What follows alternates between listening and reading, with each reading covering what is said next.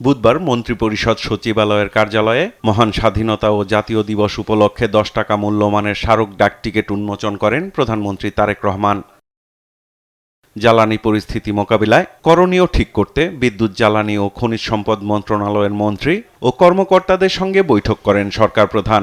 উদ্ভূত পরিস্থিতি মোকাবিলায় গুরুত্বপূর্ণ নির্দেশনা দেন প্রধানমন্ত্রী। এদিন স্বরাষ্ট্রমন্ত্রী, পররাষ্ট্র উপদেষ্টা ও সেনাপ্রধানের সঙ্গে বৈঠক করেন প্রধানমন্ত্রী।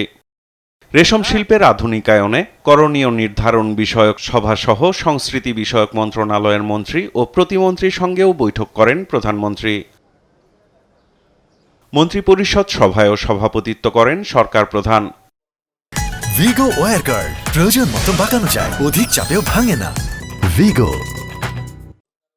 সভা শেষে সন্ধ্যায় তথ্য অধিদপ্তরের সম্মেলন কক্ষে বৈঠকের সিদ্ধান্ত সাংবাদিকদের কাছে তুলে ধরেন মন্ত্রিপরিষদ সচিব। 5টা বিষয় আলাপ করা হয়েছে, এগুলো করতেই হবে, এটা সাংবিধানিক বাধ্যবাধকতা ছিল। তার মধ্যে প্রথমটা ছিল মূল্য সংযোজন কর, যেটাকে ভ্যাট নামে আমরা চিনি, ও সম্পূরক শুল্ক সংশোধন আইন 2026-এর খসড়া নীতিগত চূড়ান্ত অনুমোদন। শেষ যেটা ছিল বিষয়, সেটা ছিল অর্থ সংক্রান্ত কতিপয় আইন সংশোধন। অন্তর্বর্তীকালীন সরকারের মেয়াদে জারিকৃত অর্থ অধ্যাদেশ 2025 সংশোধনের জন্য অর্থ সংক্রান্ত কতিপয় দ্বিতীয় সংশোধন অধ্যাদেশ 2025।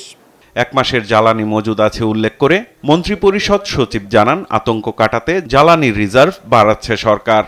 সরকার আগামী খুব শীঘ্রই যে প্ল্যান নেওয়া হয়েছে, তাতে এই রিজার্ভটা আরও বড় করার চেষ্টা করা হচ্ছে, যাতে আমাদের জ্বালানি, আমাদের মূলত ধাক্কাটা আসে জ্বালানির ক্ষেত্রে এবং সারের ক্ষেত্রে, যে ওয়ার টু ওয়ার হলে। তো এই জ্বালানির ক্ষেত্রে এই ব্যবস্থাগুলো নেওয়া হচ্ছে না, এখন 1 মাসের মতো আছে আমাদের। সরকারি ক্রয় কমিটির সভায় এদিন 2 কার্গো এলএনজি ক্রয়ের অনুমোদন দেয়া হয়েছে বলেও জানান মন্ত্রিপরিষদ সচিব। কার্গোগুলো কিভাবে হচ্ছে, এগুলো হচ্ছে যেগুলো মিস করছি আমরা, এগুলো স্পট মার্কেট থেকে কিনতে হয়। সাইফুল রিপন, দেশ টিভি, ঢাকা। দিতে হয় তাদেরকে 10 ঘন্টার মধ্যে।